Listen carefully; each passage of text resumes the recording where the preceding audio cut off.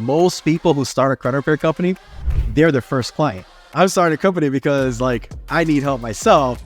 Then I help my friends and my family. And what do you know? Next thing I know, I'm doing credit repair and I'm charging money for it, right? And then it becomes this wild, wild ride. Welcome back, everybody, to another episode of the Credit Repair Junkies podcast. Today, Dylan Shively from the James Warren Group is with me. Dylan has been in the industry for a while, and I've learned a lot from this guy, and I'm sure that you guys are also going to learn a lot from this episode as well. Dylan, thank you so much, brother, for joining me. Yeah, thank you for having me, man. I'm excited to be here. Awesome. Let's get started, man. Tell me, how long have you been in credit repair? How long have you been in this credit repair space?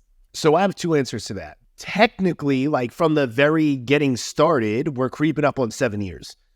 Now, the official start time I give myself was from May of 2020. So right now I really count a little over 3 years. It's almost 3.5 years. What's the difference between the 7 years and the 3 years?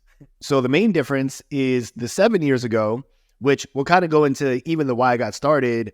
I became my own client and I had some friends that were doing it here and there. I went and I asked them for some help and they were like, yeah, we can even show you how to do it. Do you want to pay for a class to learn how to do it? I did it because I needed my own help. And as I'm going through it, I did it for myself. Then I did it for my mom, for my dad, for a couple people, but not a business. I just did it to help the people I knew. Then I'd research and do all the normal things. But then it was May of 2020 when this is where I say my real start time was, because I quit my job. I sold my other business. This was my all-in date. And that's when I started investing in software, figuring out what I'm going to do. So my education of it and knowing how to do it and messing with it is a 7-year time frame, but actually starting the business and building the business is just over 3. That's funny. We get on these episodes a lot, and the people who are hearing us, they might find a similarity here where most people who start a credit repair company, they're their first client. I'm starting a company because I need help myself. Then I help my friends and my family. And what do you know? Next thing I know, I'm doing credit repair and I'm charging money for it, right? And then it becomes this wild, wild ride. What were you doing before credit repair? I was a district manager for Verizon, and I used to live in Pennsylvania before San Antonio. So I was running all of their Pennsylvania stores, and then I got into the managing partner aspect of it. So this is where they started offering me deals to buy in for equity and then to scale the slower stores. So I was doing that. And then prior to that, I was in car sales for most of the time. As far as careers, those were the two adult things that I did. So Verizon was my first big boy business. Once I had to sell one of my cars to get the buy-in, to figure it out. And that transition from car sales to Verizon was actually the reason that my credit went bad. Because I figured out in my mind, I always knew, we were talking before this, delayed gratification, right? Hey, I'm not getting anything from this now, but I know in the future something's going to happen. Well, I was tired of car sales. Anybody who's ever been in car sales knows, you work 28 hours a day, 9 days a week. That is it.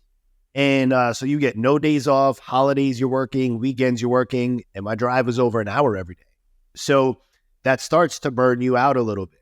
Now, when I transitioned to Verizon, I went from making, it was a low 6-figure, it was about 120, 130,000 a year selling cars, to my starting salary at Verizon was $27,800. That's wild. You hated selling cars that much. So here's the thing.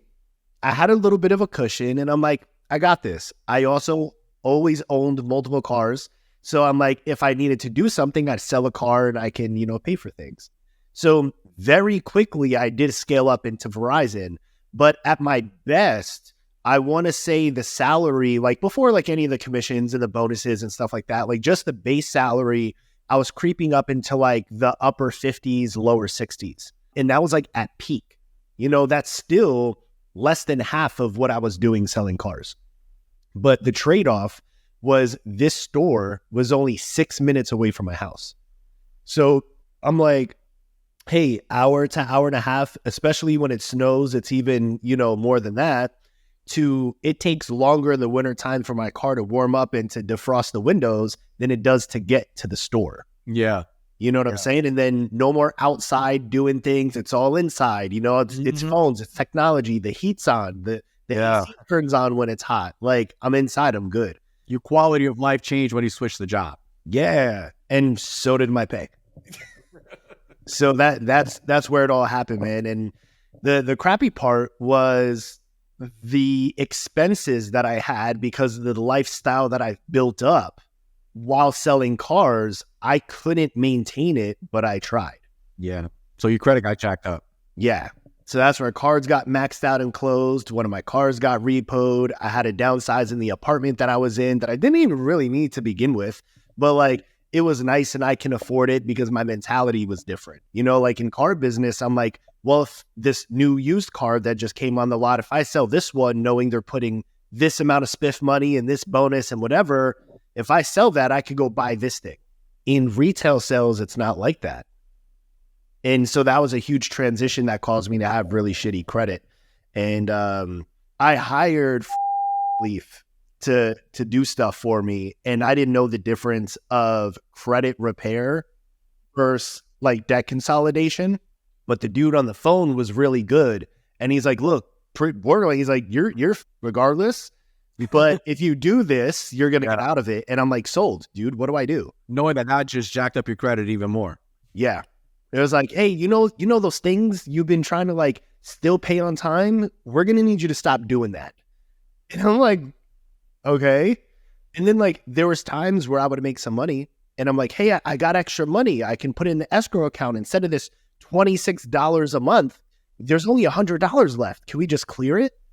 And they're like, no, because you claimed hardship. And I'm like, I did what? You know, so like there's just a lot I didn't know. So that super frustrated me. You're selling cars, making bank, but life was horrible because you're driving an hour and a half each way and being outside in the cold in Philadelphia and all that. So you're like, screw this. Let me get into this Verizon deal. Your pay got cut by pretty much more than half. Credit got jacked up. Didn't know what you didn't know. So where does you start to fix your credit come in? How did you learn to do credit repair?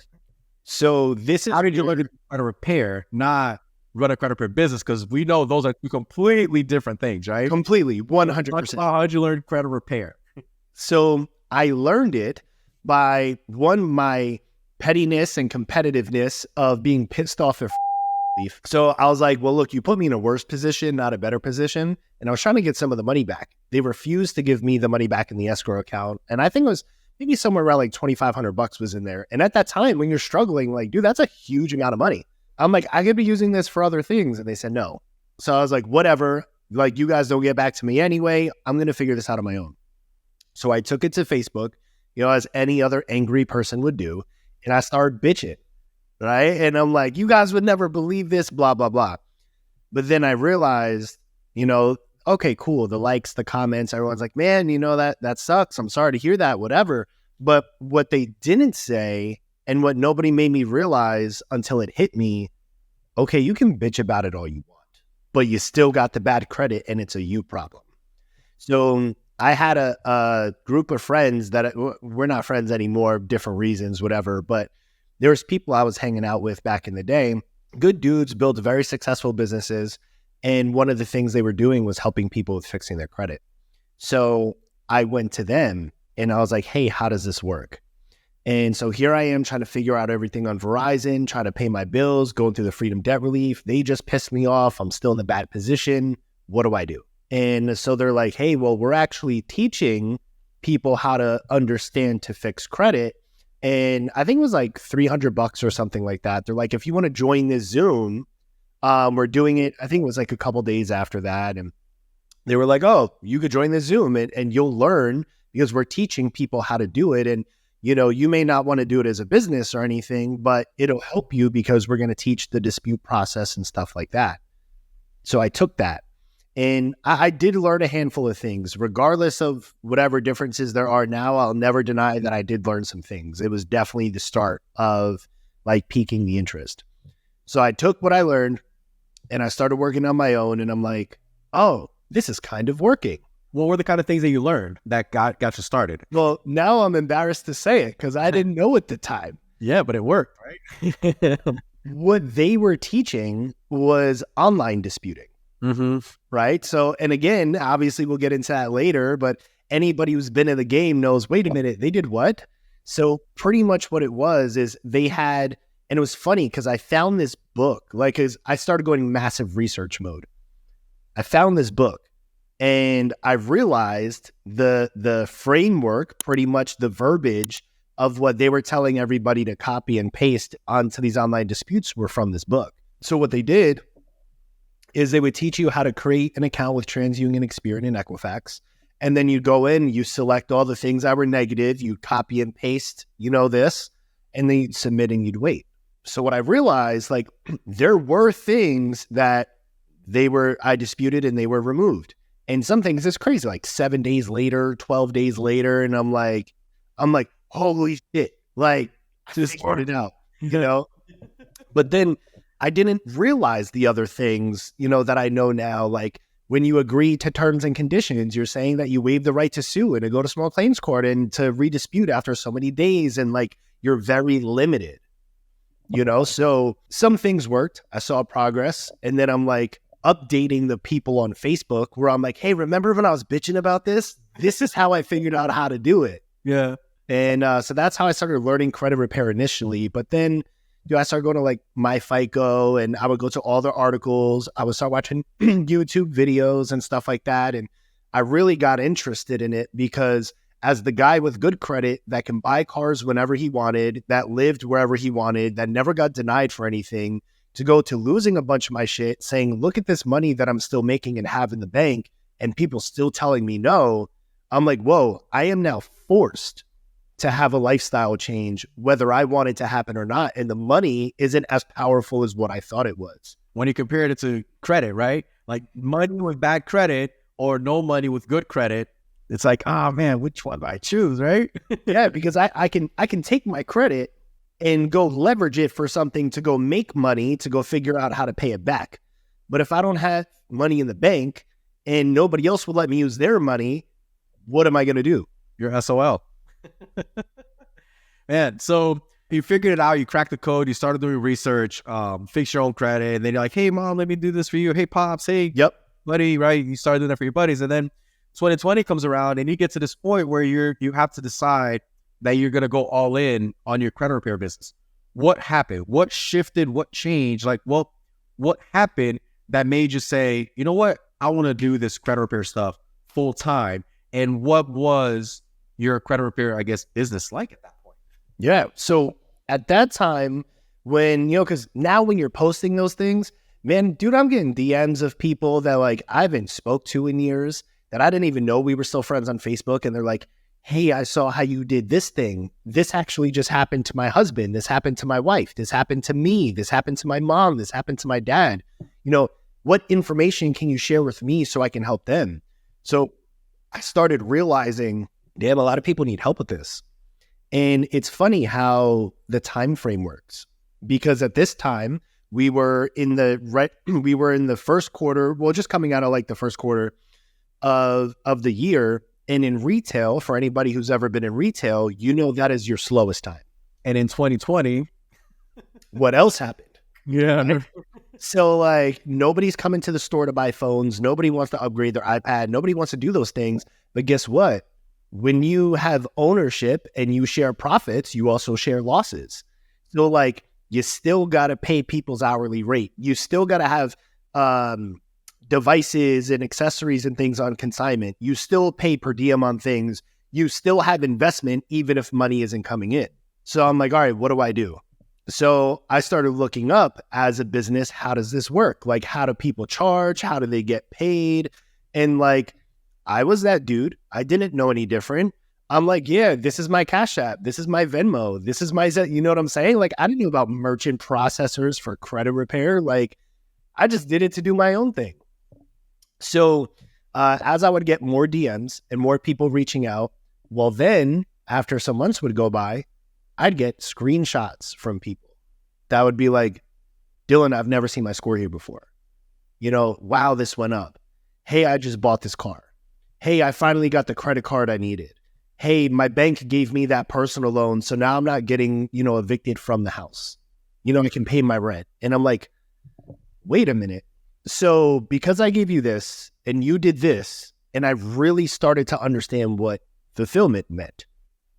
And I no longer felt good about when somebody would come in, and it was Verizon, dude. So people are not coming in to be all happy about how little they pay. They were always complaining about how much it's been. So when they're coming in, and I'm already trained to say, well, hey, what if I could possibly lower your bill, but I saw your 12-year-old daughter was looking at that new iPhone 10 and, we got a deal on them right now. Let me go see what that would do. Can you afford $23 a month? And they're like, no. I'm like, cool. Let me show you how you're going to do it anyway. It was completely different. I started to realize I don't like this much. And so there was the one thing. The one thing is the one client I will never forget that made me do the actual switch. So because I would think about it with these people and I'm like, this is cool. This one guy, long story short, got divorced. It was his fault. So he left the house and everything to the wife and kids. He works construction. I think he still does now. He works construction. He makes great money. They had one older son. He was off to college. Dad co-signed for the apartment and stuff like that, put it in his name, whatever. Well, he never paid attention to his credit until the divorce when he needed to go move. So he had a 2014 Silverado and he was in construction. And the only other thing he would pay for is his LA Fitness gym membership. Not because he was going to the gym, but when he would get paid, he would go to a motel or a hotel, whatever's closest. He'd ride the days out and then spend the last few remaining days of that pay period in his truck. And then he would go to LA Fitness. That's where he would shower. He would go wash his clothes in the sink and shit. He would go in the pool. He would do whatever just to keep himself clean and go back to work the next day. Well, he had money saved up and he was going to get an apartment. And the apartment, even though he was going to pay the entire year in full, he was like, look, I can give it to you. They said no. And he's like, why? What's wrong? I have a home. I have this. I have the truck. I have what do you mean? Well, when their son came home, he never told him that he wasn't making the payment. So it wasn't dad's responsibility to pay. This is how he found out that he had the eviction on for his son didn't pay the apartment that he was co-signing him for. Oh. Crap. So because now this apartment complex is pulling up his credit report and seeing, yo, you defaulted on another apartment. And he was like, what are you talking about? He's like, wait, that's where my son is. Even though he had all the money, they wouldn't let him go in.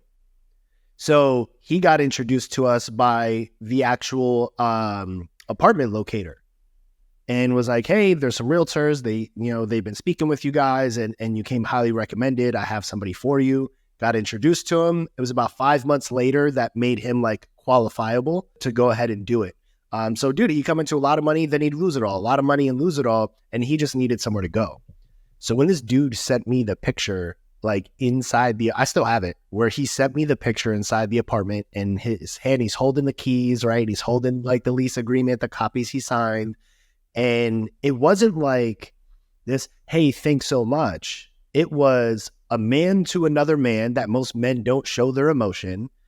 That is dude, I get to lay my head on a pillow that is going to be the same pillow, not a motel, a hotel, or my truck.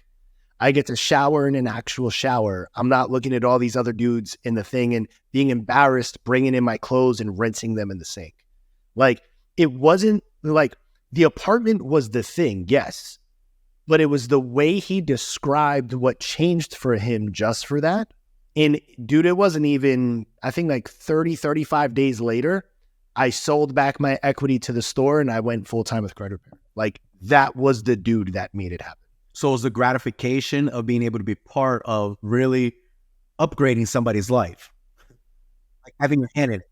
I know we say change lives, but I don't think enough people really understand what that really means. Yeah. That was the moment. Some people, they want better credit selfishly just because whatever, selfish reasons, right? Other people, they don't want it. They need better credit. And the ones that need better credit are the ones that really experience life change, And I'll tell you, man, it's gratifying when you know that you are part of that person's story. You know, for me, it wasn't, you know, I didn't have a Verizon store, but I was working for a company that was scamming people. The moment I found out, I quit the next day. You know, I get like, you mean I'm going to go to work to train people and hire people and train people to go scam people? No thanks, right? Without, like, I didn't have money to bank, nothing. I was like, no thanks. I want to do something else and never look back. And I think that you will never look back. No matter what happens in your life moving forward, I feel like credit repair will always be a part of something that you do. Even if at some point it's not 90% of what you do, it will always be at least 10, 15% of what you do because of that gratification that you feel as a human being to be able to do that to people, right? To help others. Dude, it'll never go away. It'll never, ever, ever go away. Actually, it's funny. My wife and I were talking about this 3-4 days ago. We do like walks around the community and stuff like that. And so we were walking around and I realized, you know, like after our event, like the social media boot camp and stuff like that, I've noticed like weeks leading up to that. And even after that event, you know, we got a lot of DMs and a lot of stuff. Oh my God, that's amazing. I gave a different talk than I usually do. And, you know, I really let people in. And so they saw a different side of me. And so the people that knew me, they were messaging me. So they would say things like, Dylan, you're amazing. And, you know, the fact you do credit is cool, but I think you're made for something much bigger than credit. And so I know they meant it as a compliment. So I didn't snap back because that's still a great thing for somebody to say. Some people think that doing credit repair or owning a credit repair business is slimy, or it's like, man, like bottom of the barrel, right? Like under the bridge troll kind of business to own. Right. Right. And that's exactly where I was going. Like they meant to compliment me. You know, I was like, I think that you are meant for greater than what you're doing. And I'm like, cool. But then I actually took offense to it and was like, I don't think you understand what I really do. Getting the people approved for the home is cool. But when's the last time you actually asked that person what the house meant to them and why it was important? Because we have stories for days. Like Fiano had a lady message her about 1.5 years ago where she was a victim, very bad victim of domestic violence. Like this dude beat the dog out of her daily and they have kids. And so she reached out to her. We got everything going and we got her hooked up with a new build. So brand new home, right? Never lived in before for her and her 2 kids. And she has 2 younger kids. And she sent Fiano the picture. It was about 3 months later. Because they wound up getting like an inventory home that was already built. And she's standing there, you know, with the sign, whatever, but she, you know, puts like a purple heart or whatever across her face so you don't see her face, you know, because she moved. But she's standing there with her and her kids. And she didn't say thank you for the home. She told Fiano like, thank you for giving me somewhere safe to live to where my kids don't have to see these things happen anymore and wonder what happens to mom and dad. Now I can sleep without worrying about getting woken up in my sleep and getting choked out and whatever, coming home to a drunk man and this and like, dude, so it's that.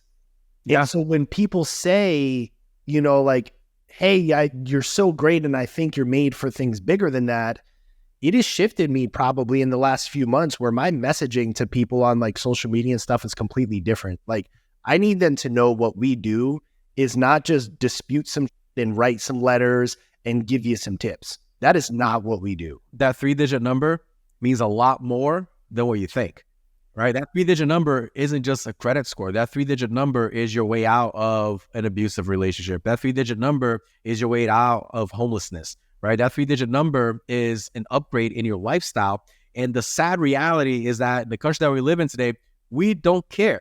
We don't give a crap about that 3-digit number until we can't do something, have something, be something because of that 3-digit number.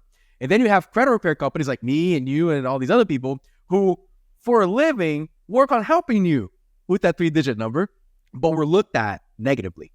We're looked at as a scam. We're looked at as like this, ooh, credit repair?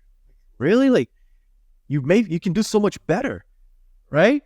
But they don't realize the outcome, what's on the other side of the benefit of our services. You know, like we're not selling a television for you to put in your living room, right? It's wild that we live in it, and like we are in an industry, we make a living in an industry that is so frowned upon only because there's no education around it. You know, if people really knew what the industry is about, if people really knew how much what we do really matters, I think we would shift that perspective of oh, really? You do credit repair? Man, that's awesome. Like, almost like superheroes, right? Like you look at it as like superheroes. Like, you do that, like you change people's lives for real, man. Thank you. Like, thank you for your service.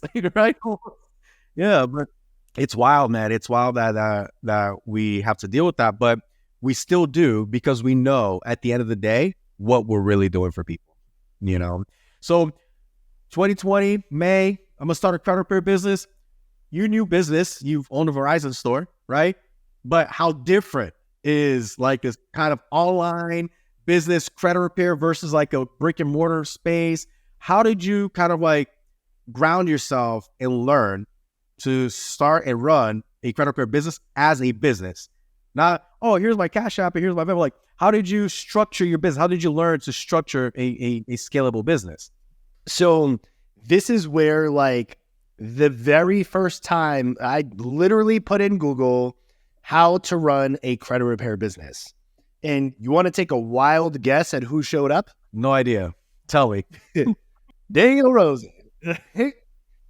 So, like, Credit Repair Cloud comes up and they're like, CRM, this. And I'm like, well, I guess having a CRM would be worth investing in because I need to organize my business as I get more clients. And so I used to, I don't have one here, but you get the idea. I used to have a notebook that I would write everything in. Clients, when I spoke to them, how much they paid, hoping what their expectations were. And then, in the beginning, like a mob boss. Like, yeah. I think you're like a mob boss. Yeah. So, like, I'm writing down, and then I got to go back like 5-6 pages. Like, oh, yeah, this person gave me 75, not the whole 250, and blah, blah, blah. So now I got to go, Yeah. Got to go break some knees. Yeah. So that's how I ran it initially. But when I came across the ads, I'm one of those people that it was initially tougher for me to like pull the trigger on something. Because at the time I'm looking at, I think it was like 179 or something like that, like 179 a month, but give me like 30 days free. And so my first thing was, all right, if I could get the first 30 days free, I'll try to make as much money as I can. So then that way, as the 179 starts to come out, I already have the money good to go. Because at that time I was charging people $250, like $250 total. That's it. Just $250 and I'll fix your credit. Yeah. Because I didn't know what credit monitoring was. We were creating online accounts, and doing online disputes. Yeah. Right. And then learning what the portal is and how that works. And then they're like, oh yeah, payment processing and blah, blah, blah. I'm like, for what? I'm like, I don't want people to take money out of my money. Like, why wouldn't I just use Cash App and Venmo when I get the money right away? It's all there. There's no interest or anything taken out. There's no processing fees. Like, that's dumb. Right. And then I kept going. And what a dumb idea to be a credit card. So, I had no idea what compliance was and that there was even rules and laws and regulations and things. I had no idea. So then my wife Theano, my wife at the time, was working at the bank. She was in banking for 12 years. She recently gets promoted as a branch manager. And so I'm like, well, babe, you love me, right? And she's like, yeah. I'm like, cool. I know you got people coming in for loans and credit cards that get denied. Let me get that.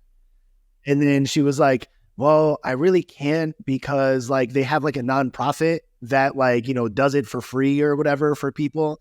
And I'm like, buff that, like send it to me anyway. Like you love me, not them. So it took a little while. And then there was a customer here and there, that she would send over. We'd go, we'd help them. And we had this one client that, dude, she was probably still to this day my toughest client. She didn't even live in the state, but she would come and visit. So that was the bank that her family always used. She was trying to get a loan. She has this business. She makes decent money, but she got really pissed off. And I even offered her to like refund her. And she was pissed. She called the cops. She thought I was going to get arrested. Like it was this whole thing. Like I literally had a local cop call me. Is this Dylan Shively? Blah, blah, blah. I'm like, oh, is this in regards to this lady? He's like, yeah. So I'm like, hey, here's what happened. Blah, blah, blah. And it was really like, she wanted these guaranteed results. Yeah. And I was like, look, I'm good at what I do, but I'm not the one who makes the decision. Yeah. Like, I'm just submitting it for you, but I'm going to try my best. And she's like, but if you don't get the result, I should get the money back because why am I paying you? Right. And I didn't understand how to explain that at that time. That it was like, you're paying for the service to be performed. You're not paying for the outcome. one of those, like, I wish I knew then what I knew now type thing. Yeah.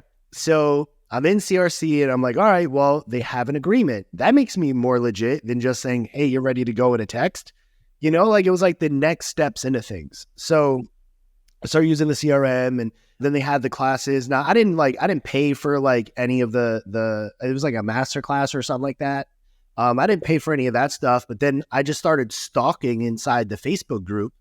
Like, what are people talking about? What's a concern? What matters? And then again, bouncing from there to like MyFICO to like learn how the algorithm works, learn the 5 factors, and then how do I explain it better? How do I make it to where I understand? What content do I create around it? And that's how I did it. So then you took that May 2020, went in. That's when I signed up. That's when you signed up for the software. Seriously, yeah. Yeah. And then you had to have some sort of strategy now because you're doing this full time, right? So talk about what your new full-time job was like. So you know, like I don't even have to leave the house anymore, right? And I didn't. So what were you doing? How did you start taking your business and slowly build one layer at a time on top of it? What was your full-time job description now like? So now I'm wearing hats that I didn't even know existed, right? So I'm marketing, I'm lead gen, I'm the dispute processor, I'm the customer service rep. I am literally everybody. So I quit, I sell it back to Verizon, I get a little bit of cushion, and I say, okay, with that cushion, I'll buy CRC, whatever. So all I did was I lived on Facebook. And if you were to ask my wife, she would tell you it would be about 14 to 15 hours per day. There was this big lazy boy chair that we had next to our bed. And I would stay in that lazy boy chair 14, 15 hours a day. And so my mother-in-law, her mom, always lived with us when we were in PA and even now in San Antonio. And she would like call me on her lunch break and stuff. And she'd be like, babe, my mom wanted to know, like, is everything okay? And I'm like, what are you talking about? And she's like, oh, the lazy boy says it's been like 8 hours. She didn't even hear a footstep. She didn't hear, like, you didn't come down to eat. You didn't like do nothing. And I'm like, oh, I know. I found this video and I'm trying to learn how to do this thing. And it's the exciting parts of discovering something new. So whether it's how to talk about something, a new video that came across, or something just clicked. And then I'm like, man, I could do this for this person. And then it was Facebook post, Facebook post, Facebook post. And I would get traction for it because people remembered from when I got burned. So then the DMs, I'd go back into all the DMs and reply to people. But then I never knew anything about like scheduling and being organized. So I was always, when somebody would respond to me, it didn't matter what I was doing. Mm-hmm. I dropped everything and replied right back because from car sales background, retail sales. Like when it's hot. Exactly. So like they're interested now. So am I. What are we doing? Yeah. I'd explain to them how it works. A couple things I would fumble here and there. But then when I would like my whole idea was, how can I not pay for more business? And so I went back to all of the people that said anything positive about the results they got. And then I said, hey, do you know anybody, a brother, a sister, a cousin, somebody? Do you know somebody who can, use my services and get help? And because they've already saw progress with me, almost all of them said yes. So after the referrals. Right. Yeah. And you see what's interesting, let's 1 second, right? So we're talking about your early days. Let's just jump forward real quick to where you are right now so we can then paint the bridge between those early days that we've been talking about. So let's real quick, James Warrior Group right now, how many clients? Total, we've helped just over 11,000. Active, couple thousand, something like that. I mean, you process stuff, couple thousand active clients, right? From, hey, do you know anybody who needs my services, to actually working on a few thousand files actively every single month. This is where you've been. Like, this was May 2020. We're in November of 2023. So, 3.5 years or so, that's growth. That's real growth, right? Like it's multiple 6 figures every month, right? So think about that, like where you started to where you are now. And let's talk about what were the key levers that you pulled in your business that took you from those early stages to the next stage, to the next stage, to the stage that you are now. What were those key levers? So I understood that I can only talk to so many people per day. So my next move was I got to find people who would want to make some money and would work for me. So the good thing is I already had the S Corp already set up because I had to have that for Verizon, right? So like I already had the legal business set up. I had a business checking account because I'm trying to go legit, right? I set up merchant processing. And so I figured, well, if I can set up all the business stuff and I could teach 2 or 3 people that I know who would want to make money to help me with this, then we can do it. One of those key levers was talking. And so I hired 5 people. And it's funny because one of the 5 are still with me. And he actually runs a huge chunk, is Josh, runs a huge chunk of the stuff with me. So my first thing was hiring people because I realized, all right, I can only create so many accounts, be on the phone with so many people, respond to so many people, and do customer service at the same time. So it was about duplicating yourself. That was the first lever. Yep. So then I said, well, what part do I like to do the most? Which part do I enjoy? Yeah. And then which one do I hate? Right? That's good. I hate setting up the accounts. There's got to be another way. And as I'm continuing to read in the Facebook group, this is where outsourcing came up. And then this is when you came up. And this is how I came across you because your name was all over the CRC Facebook group back when that was acceptable before we all get kicked out of it. But you were there and I was like, wait a minute. So I can pay somebody and I don't have to do this anymore. But they're going to do the thing that I don't like to do. They're going to use this system where I'm not using it as much. They're going to put the updates in. They're going to, have automations that trigger out. Like I was learning automations too. I'm like, so they're going to do all this so I don't have to do it. All right, I'm doing that. And then the second part that takes the most time is customer service. I love talking with people, even when they're angry, but that is not scalable. I was looking to be scalable because now I have 5 people who put their trust in me that I have to give paychecks to. So it immediately stopped becoming about me. And I was like, all right, got disputing handled. And, so the process is going to be better. I don't have to worry about doing it myself. And then I'm going to train these guys how to talk to people when they're pissed off. Like I'm used to pissed off people. I was in Verizon. Like everyone was pissed off. Like, you know what I'm saying? Like, so like I can navigate those conversations easily. So then I would sit on Google Docs. And I still have the original Google Docs. I would sit there and like, all right, I just got to type out my thoughts because then they can read it and they can review it. And then I started figuring out how to do scripts. And like when someone says this is how you reply. If they're pissed about this is how you do. So I didn't know at that time I'm creating like these like SOPs. I'm creating these processes. And so I was, delegating and duplicating myself. And then I was creating processes. And when it started to work where I'm like, wait, I'm taking less calls. We're still making money. Holy shit, I got a Google review. I didn't even know I can do that. Yeah. And like, so these things started happening and it clicked. And so I'm like a shark, dude. Like when I see something works, like I get that little bit of blood, I'm going. So it's back to the chair. I'm sitting on my laptop like, all right, do I hire more people? Well, no, I got to get more people because if I get more people, then I can hire more people because I need a way to make money and then I need a way to keep the money, right? So to avoid refunds and people being upset. So I remember the first standard automation that was in the system. And I thought it was the coolest thing ever that after disputes were processed, I would give them that email. It's like, here's what all we did for you. Yeah. People loved it. Yeah. Right? But then it was always the customer. So here's another thing. If you're still listening, anybody here, it's all about the customer. You will learn how to grow your business from 2 people and you are neither of them. So you will learn how to grow your business the right way, what you're doing right and what you're doing wrong if you listen to your clients. And if you have any staff, you listen to your staff. Because if they're the ones in the weeds doing it, I will say all day long while I came up with ideas and I started it and I do things and I work on the business instead of in the business. As I was working in the business, I understood employing people gave me more time. And then I can just go back to them with feedback or they come back to me with feedback and they are the reason that I grew my business. It is not solely me. Like I got it going. I built the foundation. I built the momentum, but they took it because we actually listened to our clients and we listened to our staff on, hey, I know this works, but why don't we try this? Or a customer will say, your time to get back to me sucks. Why is it so hard to get a hold of you? And I'm like, what are you talking about? So just working through those things. And that's where I laser focused on. So I would say that is the biggest lever of just understanding where to listen to your business. I love that. You said you'll grow your business not because of you, but because of your clients and your staff. I never thought of it that way, but you're 1000% correct.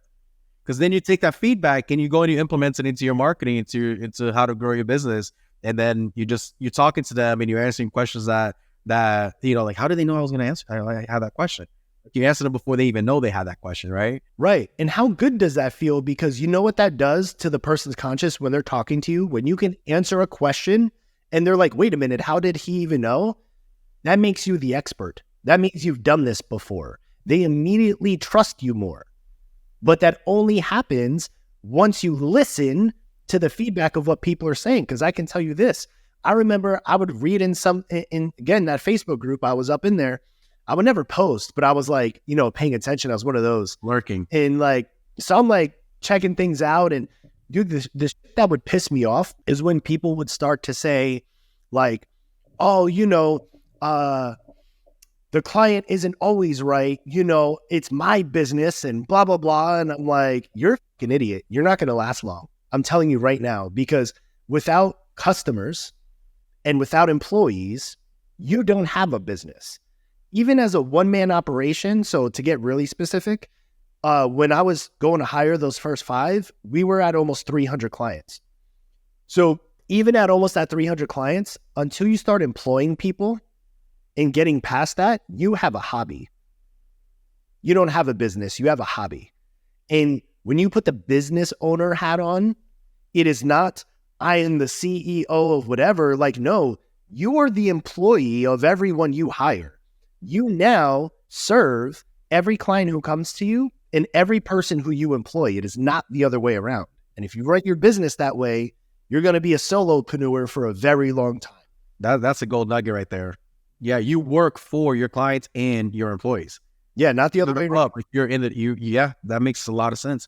And that mindset has taken you really far, man. And you think about, what you do to grow your business, and it's all relationship based, right? So how do you grow your business from nothing to thousands of active clients? Like, what is your strategy to grow your business as far as marketing is concerned? I've never gotten away from the basics. How many times does somebody, like anybody, and I've been there, so I can say this from experience. I'm not saying I've never done it. I'm saying from experience, guys. How many times do things go good, right? And you're like, oh, there's more money than I thought. Oh, everyone's happy this month. Nobody's pissed off. Oh, all these things are going good. And then what do people do? They get away from the things that got them there. So here's the thing about the downward of the roller coaster. If you f up today and even tomorrow, you don't see that right away. That comes to you 90 to 120 days from now, right? And if you do something good, you're not going to see that right away. That's about 6 months from now. So you can slack off a day or 2 or 3 or 4 and you're like, well, my business is still going good. But then when that 3 or 4 month mark hits and you wonder why it's going bad, it's because the things you did 3 or 4 months prior. So instead of, man, I got to get back to the basics, because everybody knows they got to get back to the basics. Why do we ever get away from them? So I just take the basic fundamentals, which are, in case if this is the first time anyone's ever explained this to you, for our industry, the basic fundamentals are: you get clients by doing the right thing. You tell them all the information they need to know. You don't gatekeep anything. You don't mislead them. You don't mistreat them. You don't lead them on to think something's going to happen that's not. And then when you get the client, you have to keep the client. You keep the client by keeping your promises, following up when you said you were going to, answering all of their questions. Don't treat them different than when you did to get the sale, and then give them everything they need plus more. That's what you signed up for. So if you can just stay within the basics of, I'm always answering what I can, whether it's giving a calendar link, whether it's whatever, I'm always doing it when I say I'm going to do it. Do the things you say you're going to do. Don't overpromise people things that you're not in control of. Tell them the truth. And if you never get away from those basics, you will build the momentum, because people will start to trust you. And then when the result comes that you told them would come, and they start seeing the progress you told them because you didn't say, 100 points by tomorrow and all the other dumb shit that these marketing people do. When you tell people the truth and you stick to the basics, you're good. And that's why the industry has a bad rap, right? It's because you have those clowns out there who are promising, we get the repo off in 30 days. You're 150 points on your credit score in 2 weeks. We got you, no problem, right? And then sometimes they do it, sometimes they don't. 99% of the times they don't. And now that's why credit repair is a scam. And that's why people look at us like, credit repair, right? And what you said about the basics, never leave the basics. You've grown your business to this huge thing because you never abandon the basics. And that requires discipline. Like, it is so easy for me to experience growth in my business and then start to abandon the basics and try to start new things. Well, let me try this now, or let me try that now, when that basic is what got me here in the first place. So why abandon it, right? If it ain't broke, don't fix it. Keep doing it until it stops working. And guess what? That's the beautiful part about the basics. It will always work. Try new things, but don't give up the basics in sake of the new things. I like to say it like this. When you feel like you're in a place that you're stuck, like, man, I can't get past this client count. I can't get past this. I can't get past this. You don't change what you're doing. You change the intensity at what you do it at. Like, so for example, another way to answer the question was how I grew it was through affiliates, right? So realtors, lenders, sending us business, right? Yeah. And how'd I do that? Well, because once I spoke to the first one and I told them the truth and I told them how it would work and how our process is, and the first one who gave us a shot, everything happened in which we said would happen, right? As far as communication and things like that. Because you underpromised and over-delivered. Right. So like, let me give you guys a pure example. When somebody comes to you and they say, so I got this client during this crazy situation and like, I know it doesn't happen fast, but this one, I need it to happen fast. It's like, wait, you know that it doesn't happen. So what do you think I'm gonna, you know what I'm saying? So Go and wave my magic wand. yeah. So here's what happens. Mr. and Mrs. Affiliate, what I can promise or guarantee to your client is we will process that first round of letters within 24 hours. And if it's the same day by this time, if we can get you submitted and done by this time, it might even be done the same day. But within 24 hours, I can promise that's going to happen. But here's the reality. Most people don't graduate our credit repair program up until about 7 months. It's always within 7 months. Now, people are afraid to say that when the client or the affiliate or client says, man, I really need this in 2 months. I'm trying to buy this car in 3 weeks. Hey, I might not be the best fit for you, and I know you're going to go around and I encourage you to do it. I'm just going to tell you this. I'm not saying this for you to use me. It's perfectly okay if you want to use somebody else. But if somebody tells you they can do it in the time frame you need it, and it's anything less than 30 days, it takes that much for the investigation process to happen, assuming they send out the letters and the bureaus receive it the same day, which they don't. So this is how the process works. And trust me, if there was a way for me to do it faster, I'd already be doing it. Honesty is the best policy, right? We hear that saying, but when it comes to our industry, to credit repair, honesty is your best friend. It is the best policy. It's going to save you so many headaches, so many heartaches, so many refunds, so many upset customers, because just be honest. Listen, half of the people who are going to come to you for credit repair have probably already tried it with somebody else and gotten burned. So you are actually a breath of fresh air when you tell them something other than what they've already heard before and got burned, right? They've heard 30 days. They've heard the guarantees. Now they hear you telling them the truth, which is complete opposite. Believe it or not, honesty is the best policy. This is a breath of fresh air for them because now they're actually inclined to trust you because they've heard the opposite before, knew it was a lie. They can only assume that what you're telling them now is the truth. In reality, it really is. And that's it, right? Like, people appreciate the honesty. For nothing else, just don't be a scumbag. Be honest so you don't be a scumbag. If you don't care about your business, if you don't care about the people, care about yourself. Like, just don't be a scumbag. Be honest, right? And if you want to be a scumbag, go find another industry to be a scumbag in, because credit repair ain't in. Like, we're tired of all this scumbag. You have enough of those. We have enough of those. Plenty of them. Some of them are going to jail, but not enough, right? Like, We don't need any more scumbags. So just be honest. And people appreciate it. And guess what? When you're honest, you're just going to make more money. Because then the referrals, right? Think about, like, if I know somebody that needs help with their credit and you were honest with me, I trust now to refer my friends to you. Because you were honest with me, you're going to be honest with them. Now, you promised me the same thing that somebody else already promised me. They didn't deliver on it. I'm not referring anybody to you until you show me that you can deliver me on that same promise. You ain't getting the referrals. Your business isn't going to grow as fast. Honesty is the best policy. And I appreciate that you have that in you. Like, it's you and your personality, right? Like, I've known you for years now. Like, your personality is like, you're a straight shooter. Like, you don't sugarcoat anything. You're going to tell it like it is. And if you don't like it, too bad. Like, it is what it is. Like, you can't change the fact of truth, right? So I appreciate that about you. And I think that's why we work so well together. What would you say is next for your business, for James Warren Group? I'm really focused on efficiency. So here's something that I've done that a lot of people in our industry, not that I look for them to do, because I don't give a if they agree or not, because they don't see it how I see it. I could be paying myself so much more money than what I am. But I employ way more people than necessary. So the amount of employees that we have right now, most people would be like, what the? But if you do the math, yes, that means I pay myself less. But you know what happens? When I'm paying these people more, I attract higher quality. So here's the thing. When people try to say, here's the cheapest I can get a lead, here's the cheapest I could get whatever. Well, when you always look for the cheapest, you get the cheapest. Yeah. And then it fucking sucks. And then you ruin your reputation and people don't understand the ripple effect. Yeah. So here's an example of the ripple effect. If you hire somebody for $2 an hour for customer service, you're going to get $2 an hour customer service.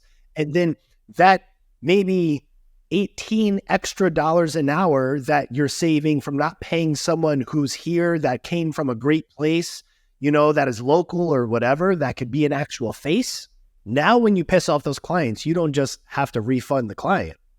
Now you have to lose out on all the potential money you would have made from all their referrals. That's true. So cost you more in the long run. Right. So now what we're trying to do is we're focused on efficiency without losing the quality of what we do.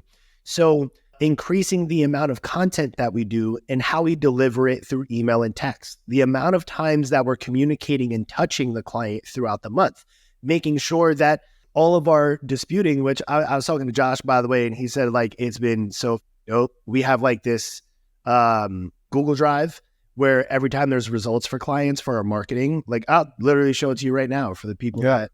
So we have this marketing where every time there's results, see if it focuses there, whatever, you get the idea, where they screenshot and you can see all these people in 700s and 800s and high 600s and specific things that are deleted. Yeah. So we create this and then this is how I post content, right? Because the results are here. That's what we're working on. How do we hire more people so I can pay more people more money? And I know that sounds crazy, but that's the point. And then how do I still remain efficient? Meaning that as we scale, we can properly support the amount of people that are coming to us. And then how do we make our offers better? Because, and I don't mean by price, by the way, because most people hear price when they hear that. I'm not saying about how we can get cheaper. I'm saying how can we get more creative with the offers that we have to fit the needs of the people? And then all of my stuff is education based. I went like, and I still do classes. So I'm not saying I don't do that, but I went from doing constant classes, from classes to events to conferences to like, you know what I mean? Like Social Media Bootcamp, almost 800 people. You know what I mean? Like the place I'm traveling to in January, watch out for that because I'll be making some content there. I'm getting into rooms with some pretty big people because I'm leading with education. I'm giving people all the information. So it's the one thing that people don't have. They can't get anywhere else. You don't get accredited education in school. Nope. Right? You don't. Like you're learning wood shop. Whoop-de-dee-doo. Like wood shop helps you buy a house and rent an apartment. And no, it doesn't. Right? Like you don't learn the stuff that you need to be a grown-up in school. That's why education is so valuable. And nowadays with social media and YouTube and all these online platforms, people are going online more, I see, for education than entertainment nowadays, right? Like people want to be more knowledgeable about things that they care about. So, you know, like when I'm on YouTube, yeah, I may watch, some car videos here and there or whatever, or see some watches, things that I enjoy, but 90% of the crap that I consume on YouTube is educational stuff, right? It's like, and I think that people are buying into that now, more like, I want to be educated, I want to be poured into, and I don't want to waste my brain space with entertainment. So that's why your strategy, I think your strategy is genius. You educate people on the things that they don't know, that they were searching for, and you will grow. You will blow up because of it. Yeah, it's how it happens. And like, I hope the people listening to this adopt that. It's not about how creative you could get in your marketing. It's about just going out and telling people the truth. And then you got to simplify it. So there might be 100 other people teaching the same thing that you're teaching, but guess what? They're not teaching it like you. They ain't teaching it in your teaching style, right? So that's the biggest crap excuse ever. It's like, oh, there's already all these people talking about how to get a collection removed. Yeah, but they ain't talking like you, right? It's like, you can give people the same information packaged differently. And that's valuable because it's packaged differently. And you are the package. And you are different because you are not like anyone else, and everybody else ain't like you. So don't use that as an excuse. Like, oh, it's just going to be another one, the hundreds of videos on YouTube talking about late payments. Yeah, but you're unique. And there might be a few people, a few hundred people, a few thousand people who like your style better than all the other ones. And guess what? Now you're the viral one for this stuff. So don't use that as an excuse to not get started. Just do it. So what do you want to take? Think about long-term goal for James Warren Group. What's the long-term goal? A couple of years from now, 3 years from now, long-term goal for your business. At least 200 plus employees. And I'd like to see at least about like 25 to 30,000 active clients. There you go. And they're out there, right? Mm-hmm. They're out there. They're out there everywhere, because the thing is, not to go super deep into this rabbit hole, but just to give you guys a little bit, what you think about, it's not just about what you say, but what you think about and the things that you do creates momentum, either in a good way or a bad way, right? So somebody just heard 25 to 30,000 clients and they're like, holy, and they're like, man, that would never happen to me. I'm not that person. Well, now that you speak that out into existence, you're absolutely right. You're never believing your own lies. Yeah. Right. So, but then there's somebody else who just heard that same amount and they're like, wait a minute. They grab their calculator out real quick, 25, 30. Wow. If I do this is just, okay, this many clients are bringing this much money, but even if I did half that, let me try to get half that. And they're motivated and they're excited to do it. So like, the big thing for me is to do two things. One, I want to grow my business there, not just because of like the income aspect. Like I said, that's cool too, but I am the lowest paid employee in my entire organization. So it's not about me getting more of the money. It's about what I could do with it. So I could do two things. I get to help the people that enroll, and I create a bigger ripple effect, right? Because here's something people don't think about. That person who went from the 450 to the 750 and bought the new home and got the car, and they're saving money on things, they're living a better quality of life, which means they show up to the people in their sphere and the people they love as a better person.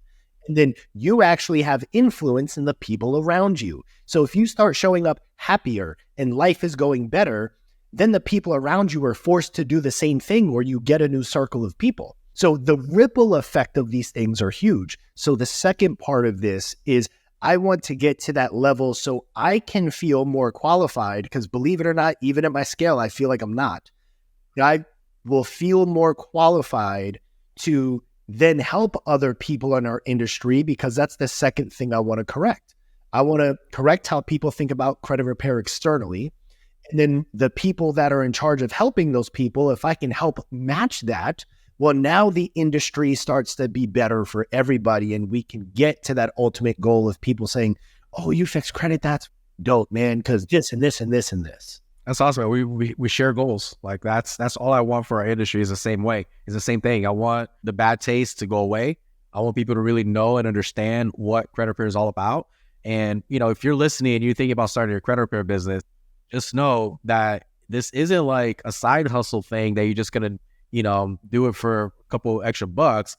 Once you do that and you realize the true impact that you have on people's lives, you're not going to want this to be a little side hustle to make a couple extra bucks. You're going to want to make a living out of this. Man, I sleep good at night knowing what I'm doing, right? You're not forcing cell phones down people's throats anymore, right? Like, you sleep good at night knowing what you're doing. And on top of it, think of it like this. If you're thinking of starting the business, I want you to hear this as loud and clear as possible. It is okay initially. I'm saying initially, because we all start a business for us, right? You don't have to be this noble person at all. From day one, all I wanted to do is help people. Because the reality is this, you wanted to help yourself first, and that's okay. Because again, just like the ripple effect that I explained, you can only help people get to the best version of themselves if you're the best version of you. So if you're helping people and you're accumulating a little bit of money, that's good.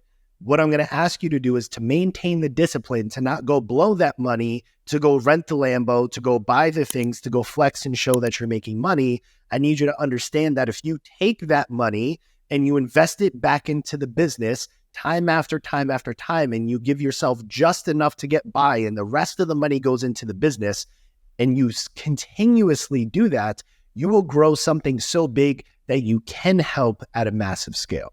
So it's okay if it's about you in the beginning, but once you start creating money, it needs to be about the other people. And if you can't learn how to do that shift, that's why you should just go back to either being an employee or go do something else. Because yes, it's about the impact of people's lives, but you can't impact people's lives until you give a about them first. Everybody, it's clear. Everybody, you have to make a living. You have to put food on your table. We get that.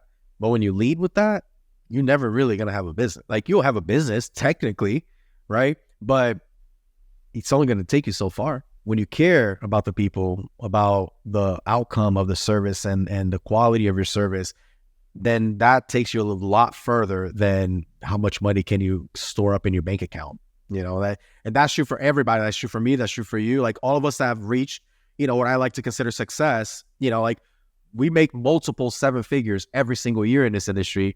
And it's not because we try to keep all the money for ourselves, believe it or not. As backwards as that may sound, the more money that I invest in my business, the more money lands in my bank account. Woo, surprise, right? The more I give, the more I tithe, the more I do all these things with the money that comes into me, the more of it I give away, the more of it just comes back. And when you try to hoard, you're only going to keep what you can hoard, and that's it. You know, and it's one of those principles that you only really know it once you experience it. Once you experience it, then you're like, man, now it makes sense. When you hear, you know, people like you and me talking about this thing, you're like, yeah, that doesn't make any sense. Whatever. Those guys are full of crap. We're not. Like, we live it every single day. You know, like, we know what we're talking about. We're just trying to give the advice that we wish we knew when we got started. Yeah, when I got started in my business, I didn't reinvest into my business. I tried to keep that money, right? I went out and I bought the motorcycles and I did the things and whatever, right? I wouldn't do that now if I was starting again. If I was starting again, I'll take money to the groceries, money to pay my rent, and everything else goes back into the business. And then rinse and repeat until you get to a point where you don't have to worry about it anymore. And that's where, you know, bliss in business happens. Man, thank you for this time. Do you have anything you want to ask me? You want to put me on the spot about anything? So I would say this. I'll say it for you in case you don't want to say it. But I could only imagine that this is probably the truth, but I like your perspective on it anyway. I feel like the only thing worse than credit repair clients is CROs as clients. So, like, I told you I was going to, like, yeah. But, like, so the reason I ask this is because let's say somebody's listening and maybe this is their first episode, and then they're going to go back and they're going to listen to the other episodes of what you did. And they're going to be like, wait a minute. So this guy is clearly, if he's helping other people make 7 figures, he can help me get there because he's going to take away 99% of the hard work of what I got to do. I just got to close deals, put them in there, let them know that they exist. They're going to handle the rest and make me look great. And if that's something that they want to do to scale their business, then they're going to reach out to you. So what would be, whether it's 1 thing, 3 things, or maybe 5 things, we'll limit it there because I'm sure there's a lot. What tips could you give somebody that they're like, I'm going to do this business and I want to use you, but how to not be that client? That makes sense? You hit the nail on the head, man. So when I sold my first credit repair business back in 2017, I was like, all right, I've achieved success in the credit repair space. I want to help other credit repair business owners find the same kind of success that I found. So I decided to start working with credit repair business owners instead of consumers who need help with credit repair. And I was like, finally, I don't have to deal with the consumers anymore. You know, the unrealistic expectations that they have and all that, and the pissed off clients. Oh, you didn't get this deleted and my scores, whatever. I don't have to deal with that anymore. I'm gonna deal with the business owner. So I was excited because I love teaching. I love coaching. Like I feel like I'm called for that. Like I enjoy the crap out of that.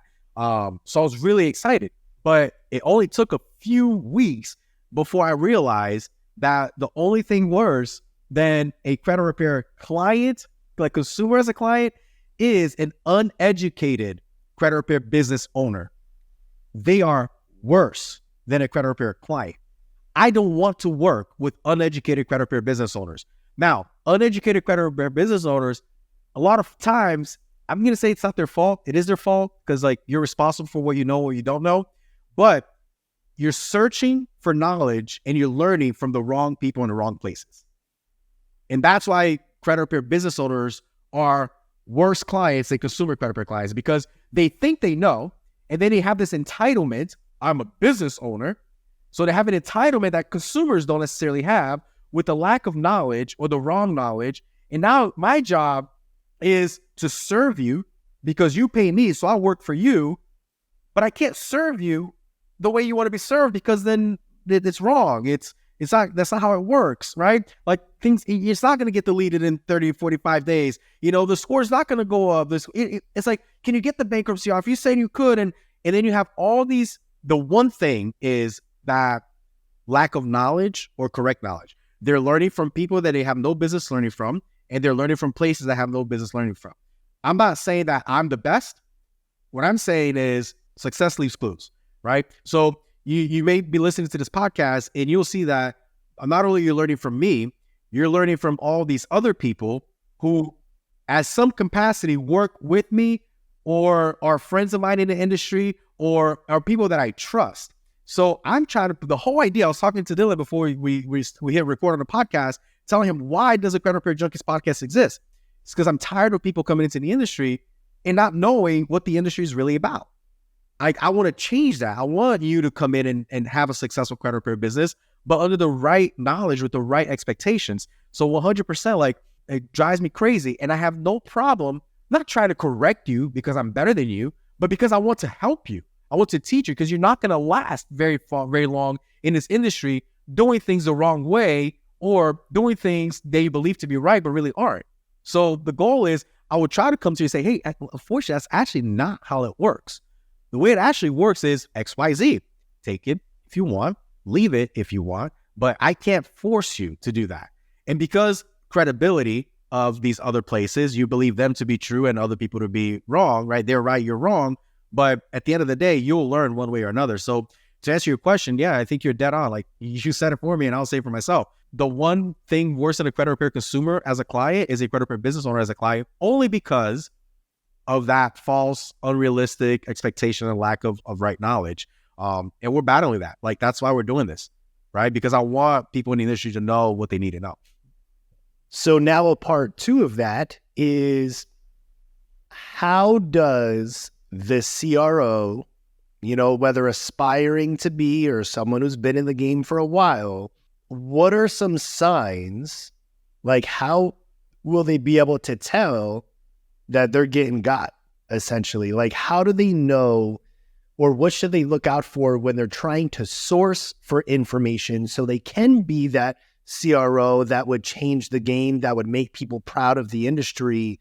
What are some telltale signs or red flags that they should look out for when they're seeking information from people to be able to validate if that's a good quality source or not? That's a great question. And I can use a personal example of something happening in my life. Trust but verify. I'm not saying don't trust anyone. You eventually have to trust somebody, right? So say you're trusting the wrong people. Well, you don't know that they're wrong yet. So that's why you trust but verify. What does that mean? Well, I'm going to take everything I've learned with a grain of salt, but then I got to go verify. Well, how do you verify? Well, you get other people to collaborate what you just learned to be true. People who are further ahead than you, right? Everything that you learn on this podcast, everything you learn from Bruce Politano, trust but verify. Please verify. And if you verify and find me to be wrong, please let me know, because I don't want to be wrong.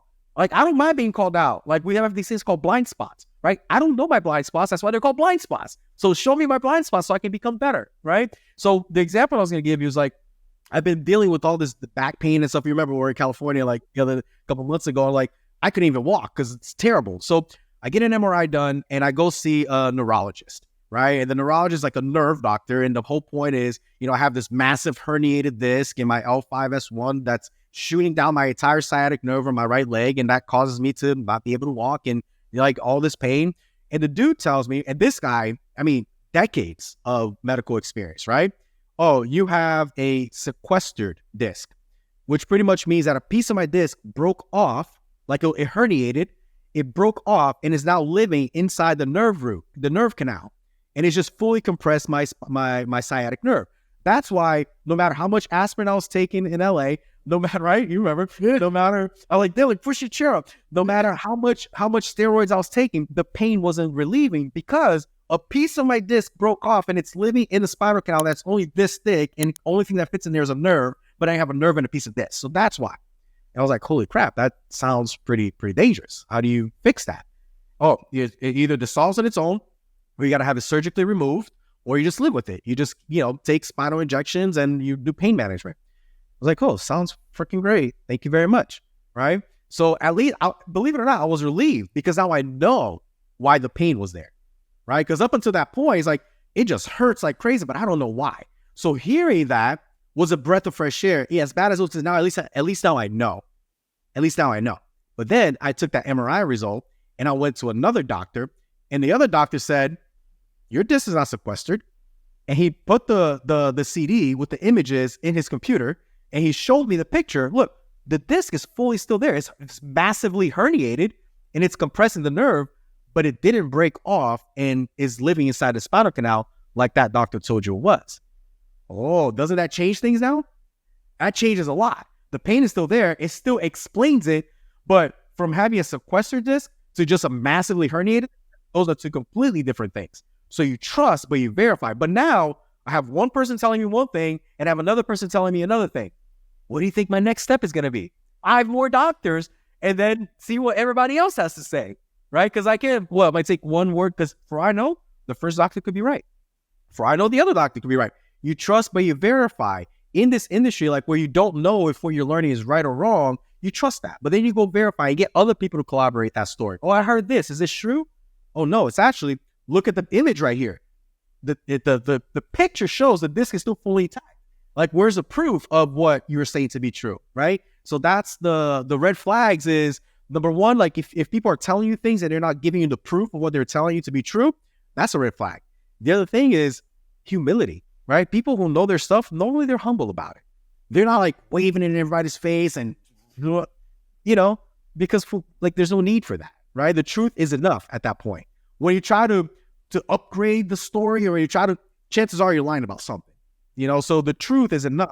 And those people who are telling you the truth, they're probably not just rubbing it all over your face. If you're getting stuff rubbed all over your face, likely ain't true.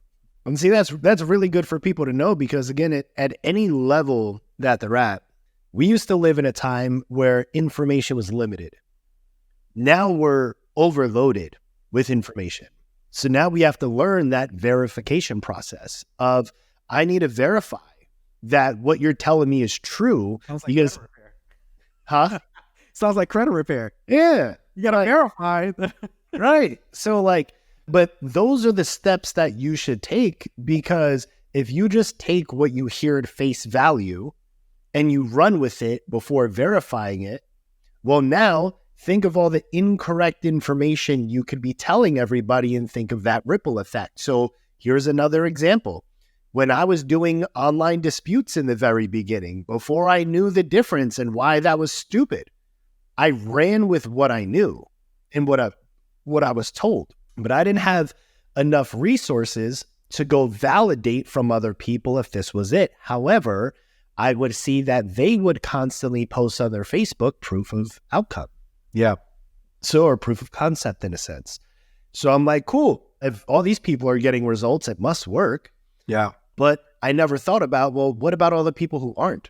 So then when I was telling people, this is how I'm doing it and this is what you could do, it helps some, but I never thought about the ones that it didn't help. Yeah. And again, if you can take every decision you're going to make and make it about the person, then you'll have a very successful business. if you're taking information and running with it without validating it from multiple sources, well, then it's really hard to know if you're doing the right thing or not. And you don't want to burn the people that trusted you initially, which is why, complete side note, but made me think of it. I don't know if it's a CRC thing, or I think some people say it, oh, when I'm starting my business, I can't get anybody to pay me. So they're like, oh, well, go get, 4 or 5 people and do their stuff for free. And initially that sounds pretty good, but then throughout the years, I started to realize that's the dumbest thing I've ever heard. Because here's what happens. If you can't find 5 people that trust you enough that would pay you for a service to help them like that, that means you need to work on yourself because you're not a trustworthy person and you got deeper problems than this business. Yep. Hey, preach. It's not, let me go give these services that I put a monetary figure on, and let me go give them for free because I'm desperate to prove people I know what I'm doing. You've never done it before because you don't have clients yet. So you actually don't know what you're doing, and they are right to not trust you right away because you don't fucking know. But you have to find the people who don't know you, because we all find this out later in life. It's not the people close to you that support you. Those people come around when all of the people who didn't know you supported you, then it became cool to support you. So when you're looking to find your first set of clients, it is not the people that you know. I promise it's not. The people from my Facebook, they weren't people I knew. Yeah. And I charged every single one of them. And it's the golden rule, right? Treat others like you want to be treated. If you operate your business as that mission, like if your mission statement in your business is remember the golden rule, treat others like you want to be treated, your business will grow. Simply because people do business with people, not businesses, right? I buy from you because I like you as a person. I know, like, and trust you. So before you sell anything to anyone, you sell yourself. Until you sold yourself, you haven't earned the right to sell them anything else. And even if you try, chances are they're not going to buy from you. If they buy, they're going to be a bad buyer. They're going to be that client that keeps their receipt and then comes back to the store and asks for their money back. Yeah. Because you didn't sell yourself first. They ate half the meal and they were like, nah, this is under. I didn't like you. You know what I'm saying? But like, and then last one I got for you is somebody's new in the business. Maybe they got a handful of clients. What do you think? Because I only share my experience because I only have my experience, but you have the experience of helping hundreds, if not more, of CROs. So what have you noticed to be, and by the way, guys, when you hear this number, don't think it has to be your number because it's different for everybody, but what have you seen to be the average time frame, or even in your business when you had a credit repair business, when do you think is the right time for someone to start outsourcing where it makes sense for them? My personal opinion on this, and I'm not saying this because I own an outsourcing company and I offer outsourcing services, but the faster you can get out of your own way, the faster and further you will go. I'm not saying this because you own a credit repair company and I want you to come outsource with me. Sure, come. I'll gladly take you on as a client, right? But it doesn't have to be me. Go find another outsourcing company. Go hire somebody in-house for you to hand off the hats to, because your business isn't growing because you're in your way. So how long in business should I be before I start outsourcing or hiring? Day one. Your job is a job that no one else can have and no one else can own. It is to market and sell. It's to grow your business. It's to build your brand. Yeah, you can get marketing companies and digital marketers and Facebook ads companies out. But remember, people do business with people. So somebody's got to have to be the face of that company. And the only person who can do that is you. You can find tons of other people to lick stamps for you, to fold paper for you, to talk to your customers for you. But you're not going to find people as motivated as you to go out and market your business and grow your brand and sell your services. You ain't going to do it. So the faster you can get out of your own way, the faster your business will grow. So when do you outsource? When do you hire? As quickly as humanly possible. That's the mistake that I made. Like, it took me until I had my first 100 plus clients to get out of my own way. And I would have had hundreds more if I had gotten out of my way so much sooner. Because you're limited to what you can do only. And that's what you said. Like one of your levers, the first lever that you pulled was what? You duplicated yourself and you delegated. There's a reason why we do that. Your business cannot grow, will not grow unless you do that. Because you can only grow until you hit the ceiling. And you're never going to break the ceiling because it's not a glass ceiling, it's a concrete ceiling until you get out of your own way. That was a great question. Thank you so much, man. We're an hour and 23 minutes. If people are still working, kudos to you, man. I can sit here and I can talk to you about this stuff all day. Like, I literally could. Like, I got nothing to do but time to talk about this stuff. But it's getting a little bit long, and we'll get you back on another episode where we can just maybe come up with like some valuable Q&As for brand new people and people who already been in business a while that we may be able to answer them. We'll do a whole episode on just like, FAQs of being a credit, a CRO, right? Of owning a credit business. Every one of them. I'll love that. And maybe we get like 3-4 guys on there and have that. It will be an awesome conversation. So I'll be looking out to plan that here in the near future. So if you're listening, look out for that episode because it's going to come. Brother, thank you so much. I appreciate you taking the time, man. Any final words? Nah, man, thank you for having me. This was super cool. I'm excited for the next one. This is cool to see somebody's actually taking the time out to do something about helping the industry. I've always loved what I do, but I hated my industry. And I feel like if more of this happens, that shift will start to happen where I can say I love my industry. So we'll do it together. Appreciate you, brother. Take care.